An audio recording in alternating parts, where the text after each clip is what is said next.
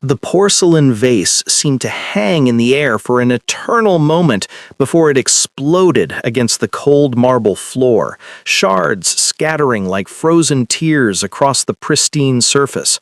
The sharp crack of breaking china echoed through the grand foyer, followed immediately by a roar that made the crystal chandeliers tremble. "Do you know what this cost?" Jae-Hwa Lee's voice was thunder incarnate as he towered over Nia Carter, his sharp black suit somehow making him appear even more menacing. His fingers wrapped around her arm like iron shackles, jerking her backward with such force that she stumbled, nearly losing her footing on the treacherous fragments. "You are worthless!" Nia's tears fell freely now, hot against her cheeks as her body shook.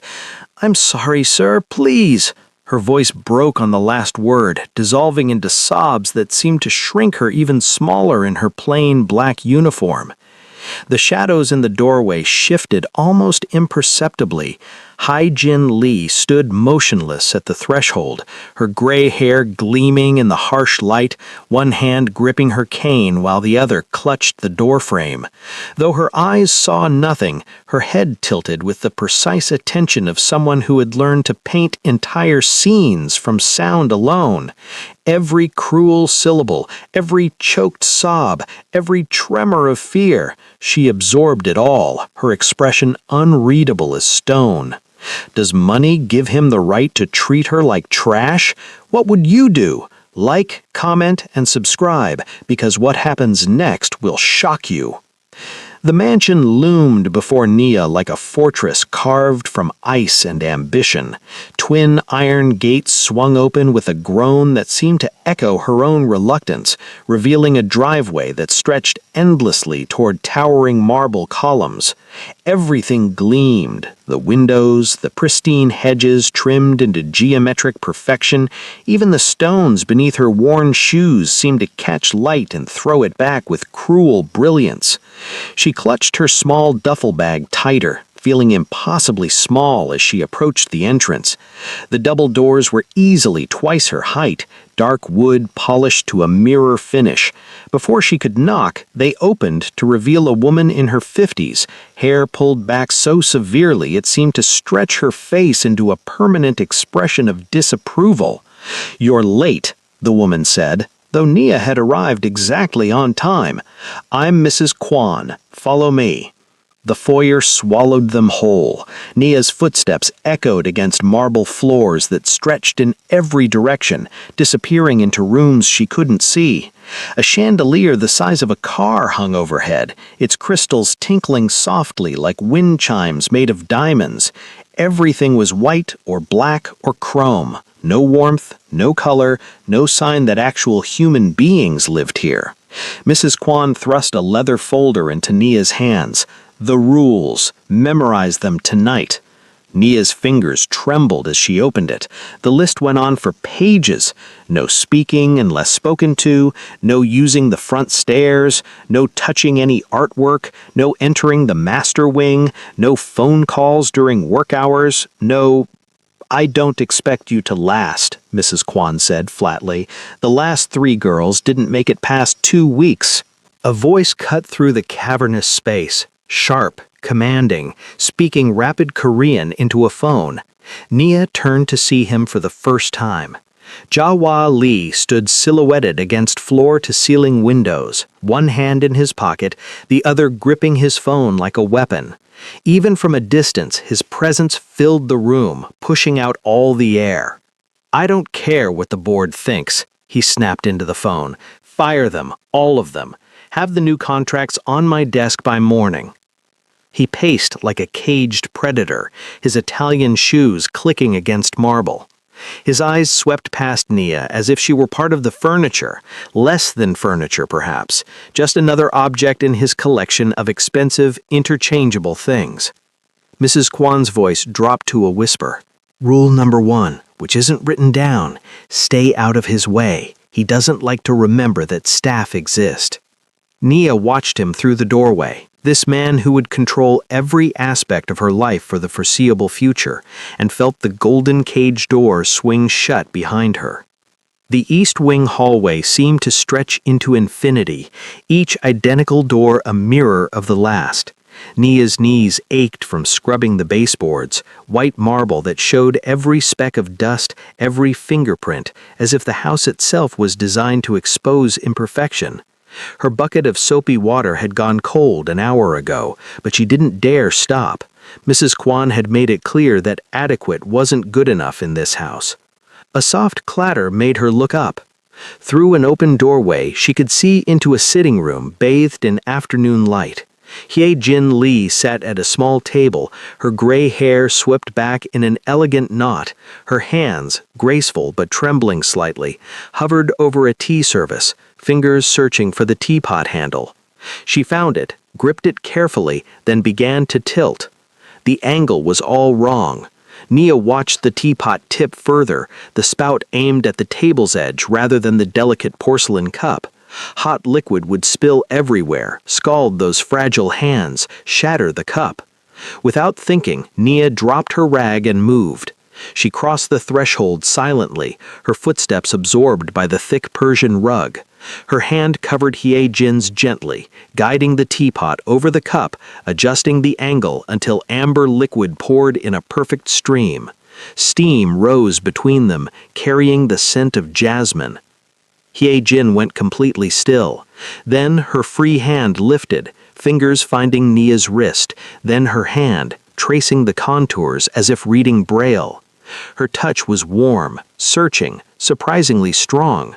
For a long moment, neither of them moved. Hye-jin's sightless eyes seemed to look directly through Nia, into some place words couldn't reach. "What is going on here?" The voice cracked like a whip. Jawa stood in the doorway, his sharp black suit stark against the soft-lit room. His eyes, cold and assessing, moved from his mother to Nia with the same calculating distance. Nia jerked her hand back, nearly knocking over the teacup. "Mother, I've told you not to bother the help."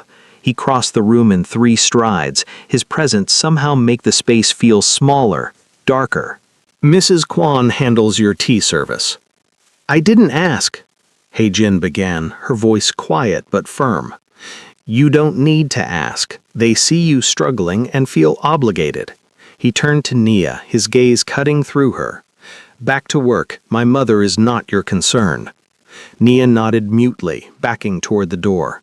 But just before she turned, she caught Hye-jin's expression, lips pressed together, head tilted slightly as if listening to something beyond the words. The older woman's hands had folded in her lap, fingers intertwined, gripping each other with a tension that spoke volumes. As Nia returned to her bucket and rag, she could hear Jae-wha's voice, softer now but no less controlling. "You know the rules, Mother. Everyone has their place." Hye-jin's bedroom existed in a different world from the rest of the mansion.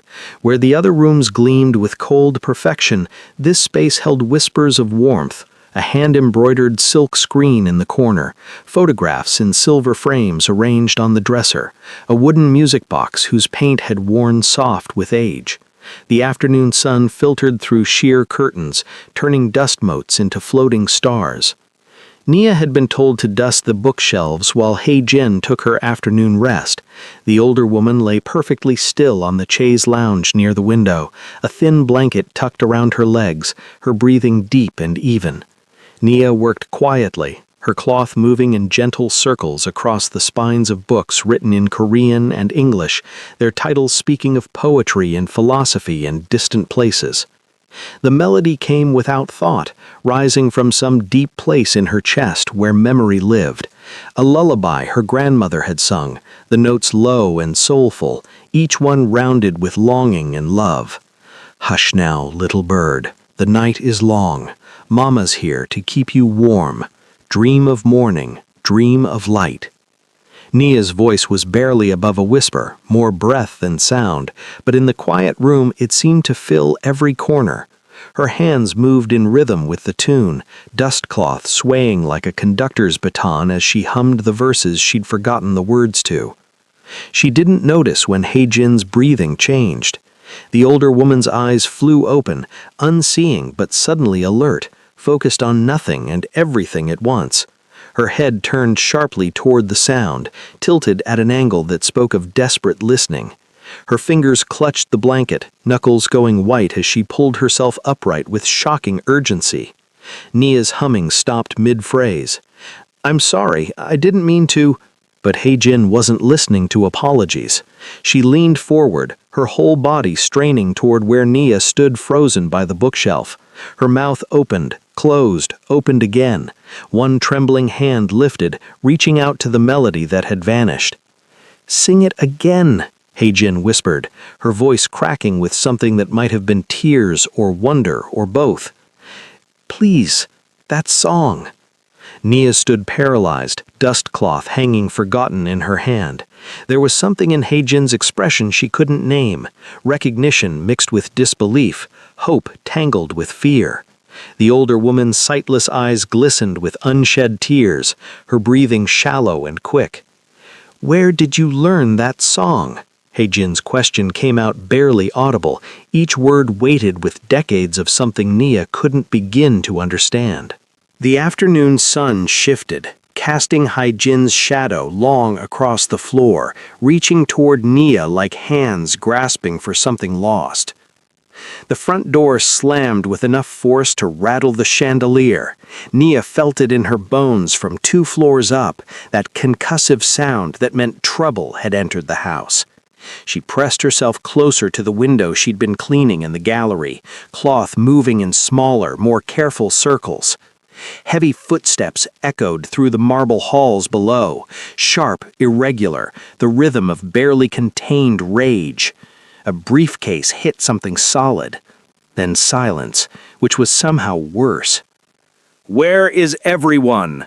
Jaewa's voice boomed from the foyer, ricocheting off walls designed to amplify beauty, but now weaponizing fury. "Mrs. Kwan!" Nia's hands trembled. She could hear him moving through the house, his expensive shoes striking marble like hammer blows. A door crashed open, another. He was hunting.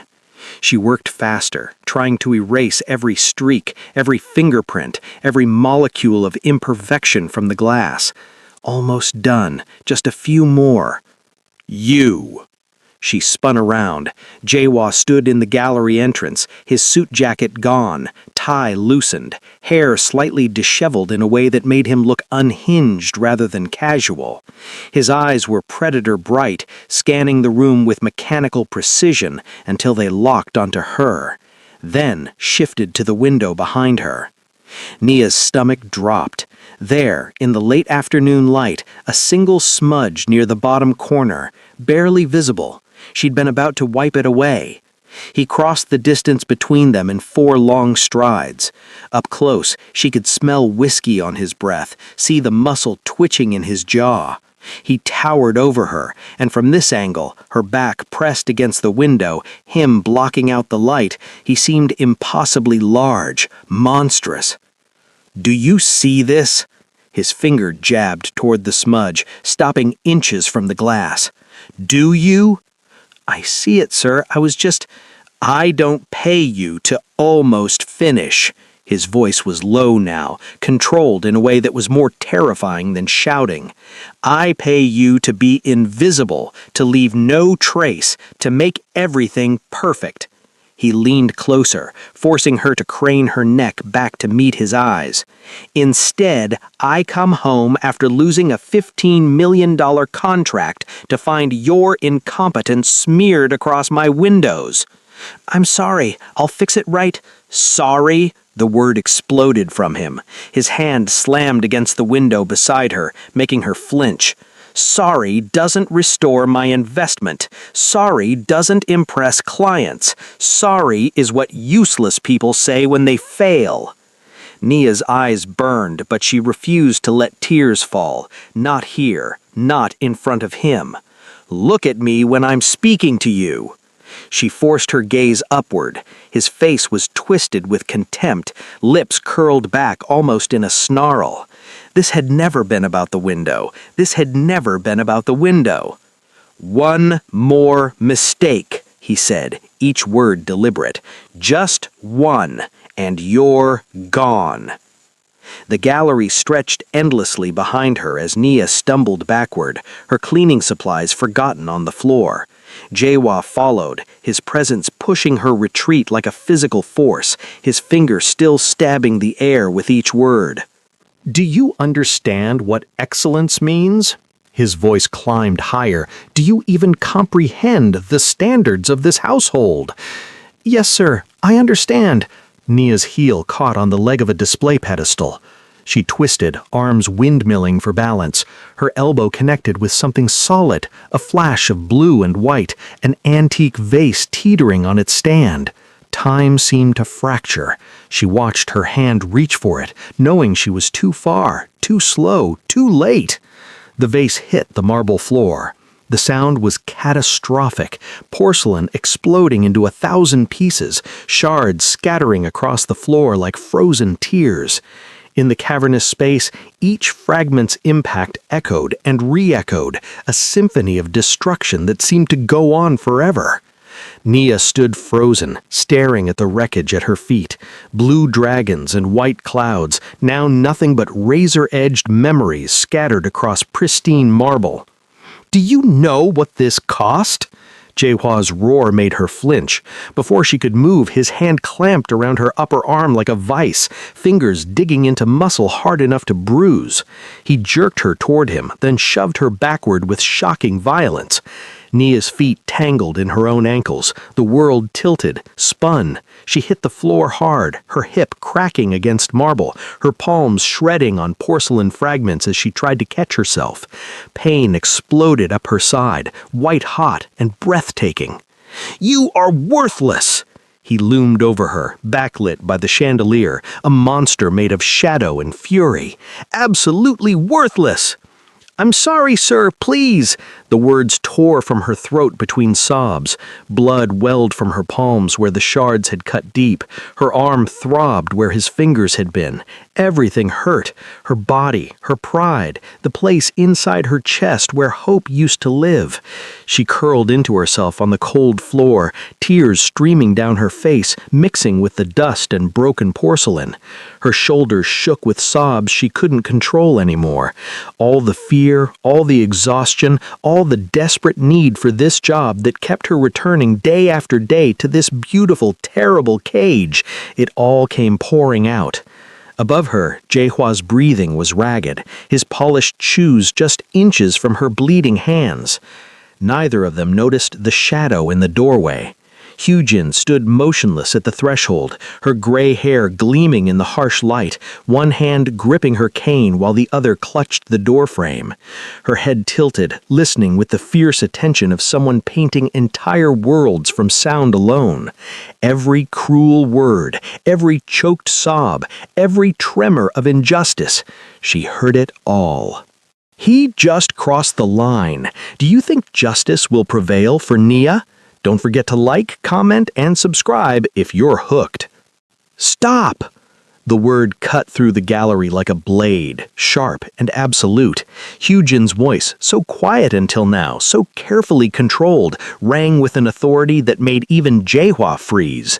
She moved forward with surprising speed, her cane striking marble in rapid beats that somehow avoided every scattered piece of porcelain. Her free hand swept the air before her, fingers splayed, searching. Her gray hair had come loose from its pins, strands falling across her face as she navigated by sound alone. The ragged breathing, the quiet sobs, the precise location of suffering.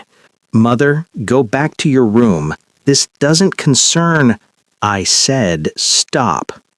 Hyujin didn't raise her voice this time. She didn't need to. Something in her tone carried the weight of decades, of choices made and unmade, of authority that had nothing to do with sight. "Step away from her. Now." Jaehwa's jaw tightened, but he moved back. Just one step, but enough. Hyujin dropped to her knees beside Nia with a grace that belied her age and blindness. Her cane clattered to the floor, forgotten. Both hands reached out, hovering over the sobbing girl like a benediction, searching for permission to touch. "It's all right," Hyujin whispered. "I'm here. You're safe." Nia's breath hitched, her whole body trembling. "Please, don't—" The words dissolved into a sob. Hai-Jin's fingers found Nia's face with infinite gentleness. They traced her cheekbones, her jaw, the tears that streamed hot and endless down her skin. The older woman's expression shifted with each discovery. The wetness, the trembling, the shape of fear made manifest. Her thumbs brushed across Nia's cheeks, collecting tears, learning the geography of pain. Then her hands stilled. Hai-Jin's breath caught audibly. Her fingers moved again, more deliberately now, tracing the curve of Nia's nose, the line of her brow, the slope of her chin, reading features like braille, like scripture, like something remembered from a dream that refused to fade even after waking. "Your voice," Hai-Jin breathed, her own hands beginning to shake. "The lullaby. Your face." Her fingers continued their exploration, gentle but urgent, disbelieving. "How old are you, child?" 23, Nia managed through her tears. The color drained from Hai-Jin's face. Her hands cupped Nia's cheeks fully now, thumbs still tracing, still searching for confirmation of something impossible. Her sightless eyes glistened, brimming with tears that had nothing to do with the violence she'd interrupted. "Mother, what are you—" Jaewa's voice held a note of uncertainty now. But Hai-Jin wasn't listening. Her whole world had narrowed to the face beneath her hands, to the voice that sang forgotten lullabies, to the impossible arithmetic of years and loss and providence. "Tell me your full name," she whispered. "Please, tell me your full name." "Nia Carter," she whispered, confusion mixing with pain. "My name is Nia Carter." Hai-Jin's hands trembled violently against Nia's face.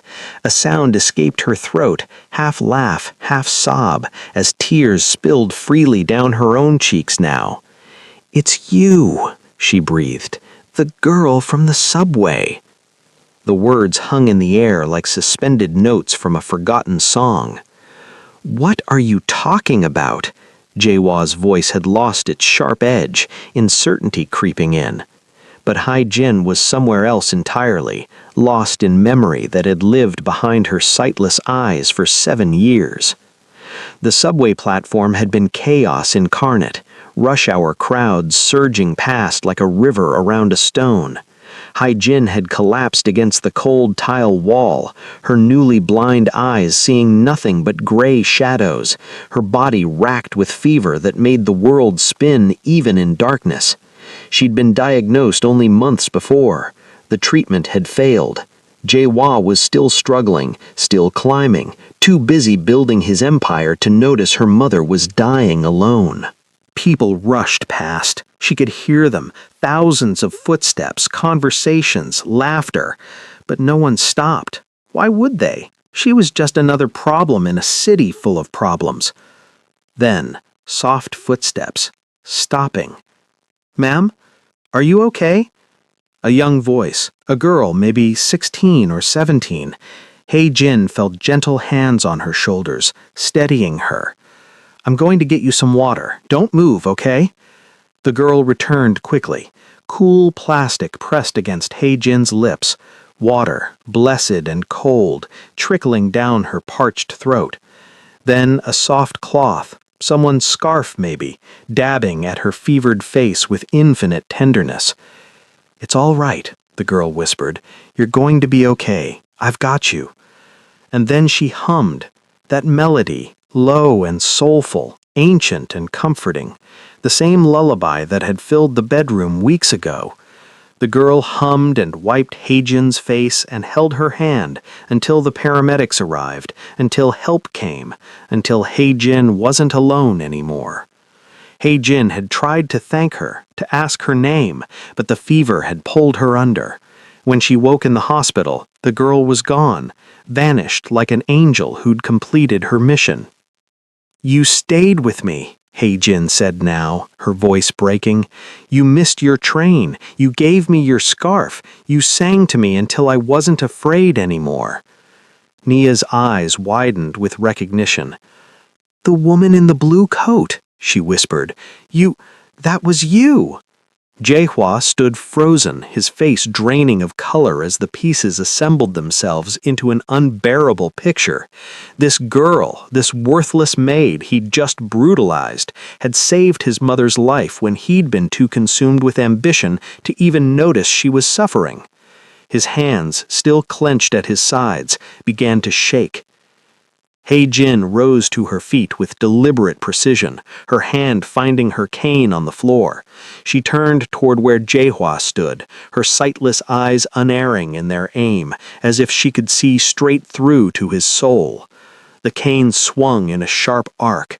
It cracked against Jaehua's shin, not hard enough to injure, but sharp enough to sting, to shock, to shame. He stumbled back, eyes wide with disbelief. His mother had never struck him, not once in his entire life. "Mother!" The cane rose again, pointing at his chest like an accusation made solid. "Do you remember that day?" Her voice was steel wrapped in ice. 7 years ago, November 15th, when I called you 14 times from the hospital. Jaehua's face went ashen. "I was alone, sick, terrified. The doctors said I might not make it through the night." Jin's hand trembled on the cane, but her voice never wavered. "And where were you, my son, my only child?" "I was closing the Hanwha deal." "You were too busy." Each word landed like a stone, too important, too consumed with building your empire to answer your dying mother's calls. She took a step toward him, and he, this man who commanded boardrooms, who fired executives with a word, who made grown men tremble, retreated. But she wasn't too busy. This girl you just threw to the floor like garbage.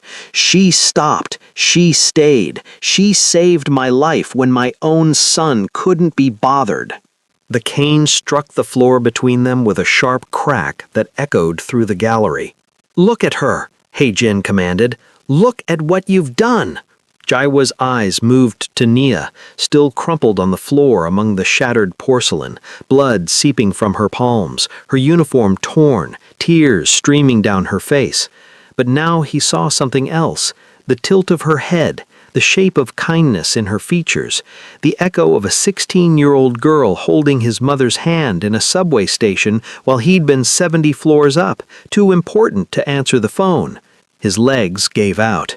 Jaiwa sank to his knees among the broken vase, the sharp edges cutting through his expensive trousers, pressing into his skin. He lowered himself until he was eye level with Nia, his perfectly constructed facade crumbling like the porcelain scattered between them. "I didn't know," he whispered, his voice cracking. "I didn't—" The words died in his throat. What could he possibly say? What apology could bridge the chasm between the man he'd become and the son he should have been, between the monster who'd hurt her and the debt he could never repay? His hands hung useless at his sides, no longer weapons but instruments of shame. "I'm sorry," he finally managed, the words inadequate and true. "God help me, I'm so sorry." Sunlight poured through the dining room windows, painting everything gold. The room that had once felt like a mausoleum now seemed almost welcoming, the long mahogany table no longer a barrier but a bridge. Fresh flowers, pale pink peonies, sat in a simple vase at its center, their fragrance sweetening the air. Nia sat in one of the high-backed chairs, wearing a soft lavender dress that Jin had insisted on buying for her. No more black uniform, no more invisible servitude. Her hands, bandaged but healing, rested on the table as she listened to Jin tell stories about her childhood in Busan, about the sea and the markets, and a world that existed before marble floors and crystal chandeliers. The door opened quietly. Jaiwa entered carrying a tea service, the same delicate porcelain his mother favored, jasmine steam curling from the pot's spout. He'd traded his sharp suit for a simple sweater and slacks. His movements were careful, almost hesitant, as if he were learning a new language with his body. He approached the table and began to pour. First Hei-jin's cup, the angle perfect, the stream steady. Then Nia's. His hands didn't shake, but there was a concentration in his movements that spoke of practice, of choosing to do this right. "Thank you," Nia said softly. Jaiwa met her eyes briefly. "It's the least I can do." His voice carried none of its former command, just quiet sincerity and the weight of awareness. He bowed, a genuine gesture of respect, before turning to leave. "Jaiwa," Hei-jin called out. He paused at the doorway. "We'll need more tea in about an hour." "Of course, Mother." A ghost of a smile touched his lips, sad but real. "I'll bring fresh cookies as well." The door closed softly behind him. Hei-jin reached across the table, her fingers finding Nia's hand with the ease of growing familiarity. "He's learning," she said, slowly, but he's learning. Nia squeezed back gently, mindful of her healing palms. "We all are, I think." Through the window, spring blossoms danced on branches that had been bare just weeks ago. The mansion felt different now. Not warm, perhaps, not yet, but warmer, like a house remembering how to become a home. Hei-jin lifted her teacup, and Nia did the same. The delicate clink of porcelain on porcelain rang like a bell, like a promise, like the beginning of something neither of them had dared to hope for. Outside, birds sang. Inside, two women who'd found each other across the chaos of years and subway platforms and impossible chance sat together in comfortable silence, drinking tea in the sunlight. Kindness always circles back in the end. Have you ever helped a stranger who remembered you? Thanks for watching. Like, comment your thoughts, and subscribe for more gripping tales.